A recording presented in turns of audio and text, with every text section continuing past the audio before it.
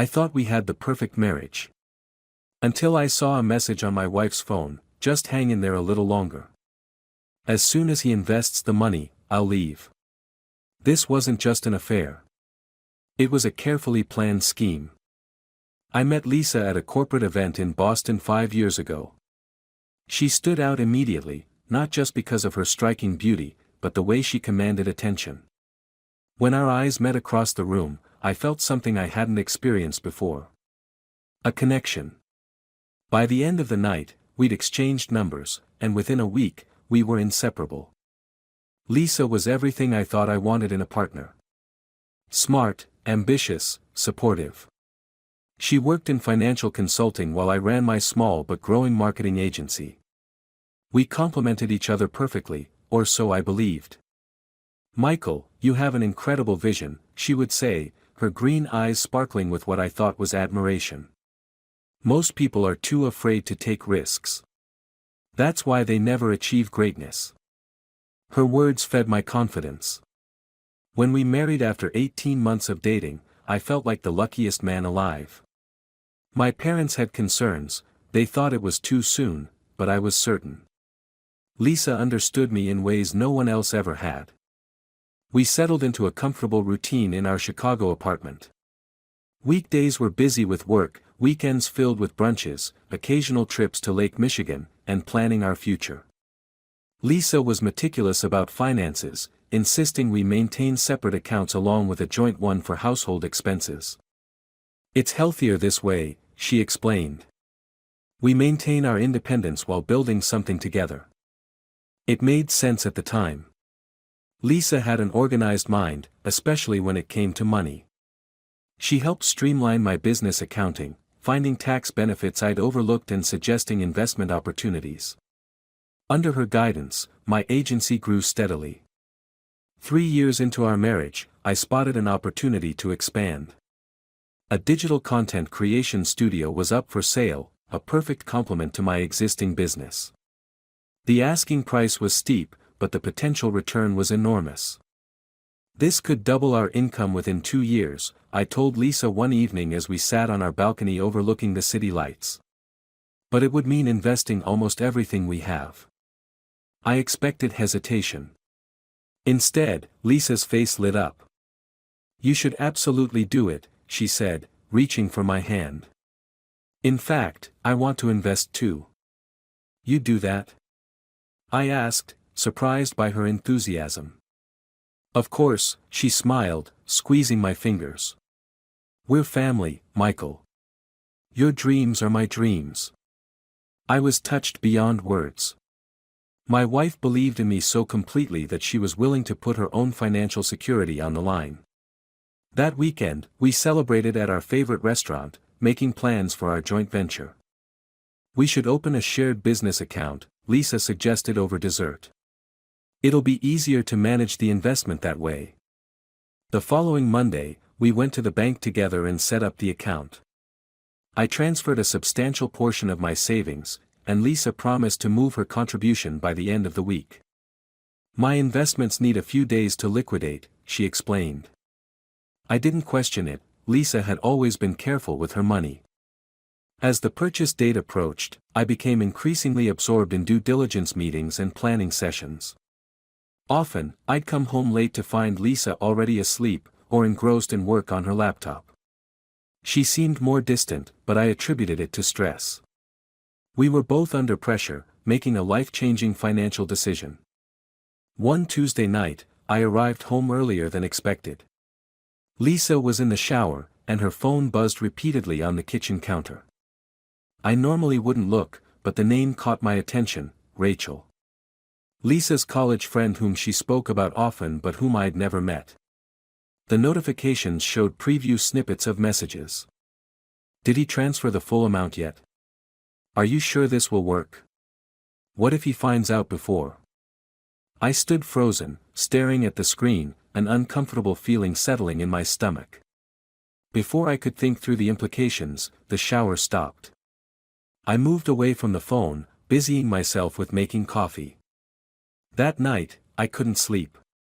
The messages replayed in my mind, alongside small inconsistencies in Lisa's behavior over recent weeks. Her sudden late nights at work. The way she changed the subject whenever I asked specifics about her financial contribution.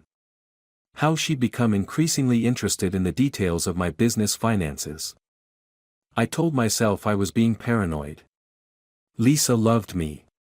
She was my partner, my supporter. But the next day, I checked our joint account. My contribution sat there, untouched. Lisa's promised funds hadn't appeared. For 3 days, I watched and waited, saying nothing. I checked the account multiple times daily, noticing small withdrawals to an account I didn't recognize. Not large enough to raise immediate alarm, but consistent. Like someone slowly draining resources. On Friday night, Lisa went out with work colleagues. She kissed me goodbye, wearing a perfume I didn't recognize. "Don't wait up," she said with a smile that didn't quite reach her eyes. We might be celebrating late. As soon as her car left the driveway, I did something I never thought I would. I went to her laptop. She had left it on the desk, closed but not powered down. The password was our anniversary date, something I'd known for years but had never used without permission. I felt sick as I opened her email, then her messaging apps. It didn't take long to find the conversations. Dozens of exchanges with Rachel, spanning months. He has no idea what's coming. The timing has to be perfect. Wait until everything is in the joint account. You just need to keep him thinking you're investing too. Once he transfers his share, we execute the plan. My world collapsed around me as I read message after message. The woman I loved, the person I trusted most, had been plotting against me. Their messages revealed a calculated scheme. Lisa would convince me to put everything into our joint account for the business purchase, then clean it out before disappearing. The most painful discovery was realizing this wasn't a recent development. Messages dated back over a year, showing Lisa had been planning this since before I'd even considered expanding my business. She had been steering me toward this specific opportunity, planting the idea, knowing it would require liquidating most of my assets. I sat in our darkened living room until 3 a.m., moving from shock to grief to rage. By morning, a cold clarity had settled over me. I wouldn't confront her, not yet. First, I needed to protect myself. When Lisa returned home the next morning, looking slightly disheveled, I greeted her with a smile and breakfast. "How was your night?" I asked, sliding a cup of coffee toward her. "Great," she yawned. "Jessica from accounting got promoted. We celebrated pretty hard." Jessica. Not Rachel. Another lie in an ocean of deception. "That's wonderful," I replied, maintaining my facade. "Hey, I've been thinking about the business purchase. I might need to push back the timeline a bit." I watched her carefully. A flash of concern crossed her face before she composed herself. "Oh. Why's that?" "Just some due diligence issues.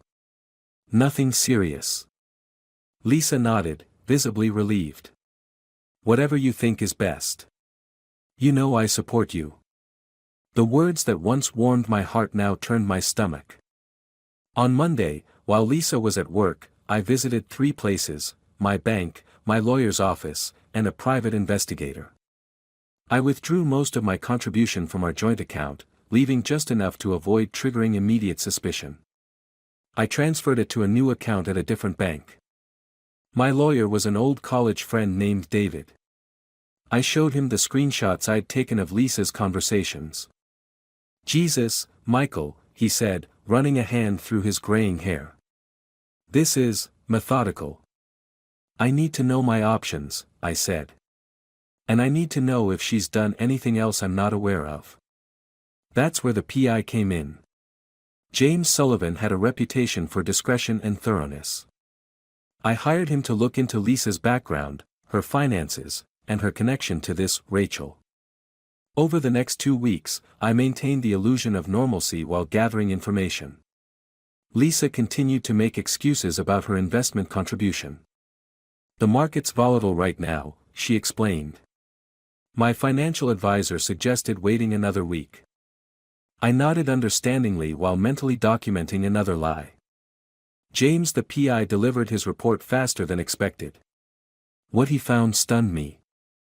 Rachel was actually Rebecca Alton, Lisa's sister who had changed her name after a fraud conviction 5 years ago. The account receiving the small transfers from our joint account belonged to a shell company registered in Rebecca's boyfriend's name. But the most shocking discovery came when James uncovered legal documents. Lisa had already filed preliminary paperwork for divorce, 3 months ago, before I'd even transferred money to our joint account. The documents included claims that I had been financially controlling and that she had contributed significantly to my business success. She was setting the stage to take not just my recent investment, but potentially half of everything I'd built before we even met. That night, as Lisa slept beside me, this stranger wearing my wife's face, I finalized my countermove. David had helped me prepare everything: documentation of the scheme, evidence of the fraudulent transfers, and proof that Lisa had filed for divorce while simultaneously encouraging me to invest more money. The next morning, I called the bank and canceled the business acquisition deal, citing unforeseen circumstances. Then I called my office and told them I'd be working remotely for a few days. Lisa noticed my presence at home with visible unease. Is everything okay? Actually, I said, I've been thinking about what you said. About taking a vacation after the deal closes. That sounds perfect. Her face brightened with what I now recognized as calculated enthusiasm. Really? Did you have somewhere in mind? I was thinking the Caymans, I replied, watching her eyes light up at the mention of a banking haven. Somewhere we can really disappear for a while. That sounds wonderful, she said, kissing my cheek. Let me know when you transfer the final amount for the business, and I'll start looking at resorts. For 3 more days, I played along. Lisa became increasingly attentive, cooking my favorite meals, suggesting we watch movies together, even initiating intimacy for the first time in months. All while sending secret messages to her sister about their impending payday. On Friday, I received confirmation that all my legal protections were in place. I transferred a small amount to our joint account, enough to trigger Lisa's attention but not enough to matter if it disappeared. She noticed immediately, texting me from work, I saw the transfer came through. Smaller than expected? Just the first installment, I replied. The rest comes Monday. That evening, Lisa came home with an expensive bottle of champagne. To new beginnings, she toasted, clinking her glass against mine. To getting exactly what's deserved, I replied. On Saturday morning, I left the house early, saying I needed to meet with the business seller. Instead, I went to a coffee shop and waited. At precisely 10 a.m., Lisa would receive an email from my lawyer with all the documentation of her scheme, along with notice that I had already filed for divorce on grounds of fraud and financial misconduct. At 10:30, my phone began ringing. I let it go to voicemail. Lisa called 17 times in 30 minutes, her messages evolving from confusion to panic to rage. Michael, there's been some misunderstanding. Please call me back, this isn't what it looks like. You've ruined everything. Do you have any idea what you've done? The final message was the only honest one she'd sent in years. When I returned home that evening, Lisa was waiting, her eyes red and swollen, a glass of something stronger than champagne in her hand. You had no right, she hissed. Going through my private messages, spying on me. Interesting that's your concern, I replied calmly. Not the fact that you were planning to steal from me and destroy my life. It wasn't like that, she insisted, but her defense lacked conviction. You don't understand. I understand perfectly. The long game. The manipulation. Filing for divorce while pretending to support me. I understand it all, Lisa. Or should I call you Elizabeth? That's your legal name, according to the background check. Her face paled. Another lie exposed. You'll never prove any of it, she said finally.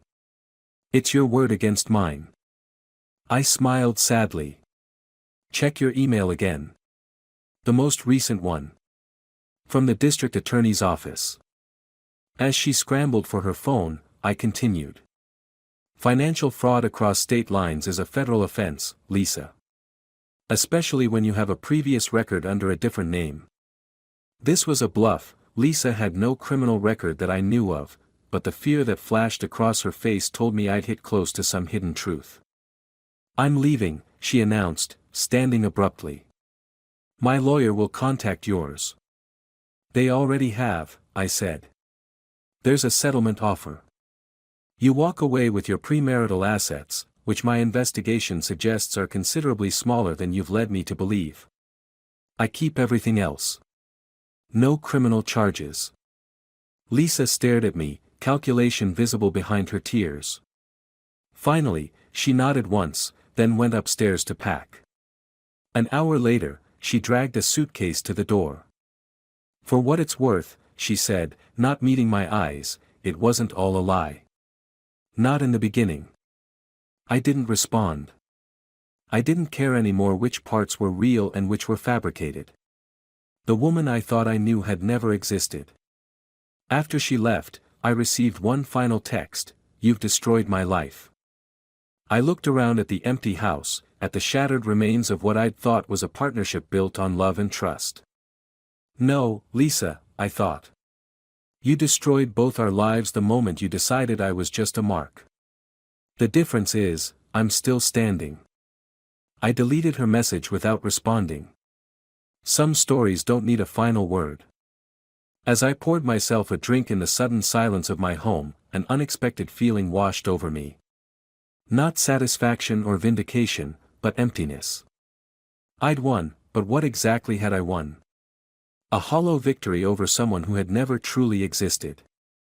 I wondered, as the ice clinked in my glass, whether the woman I fell in love with had been real at any point.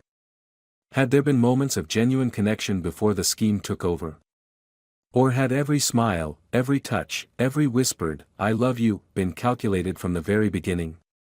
Perhaps that uncertainty would haunt me longer than the betrayal itself.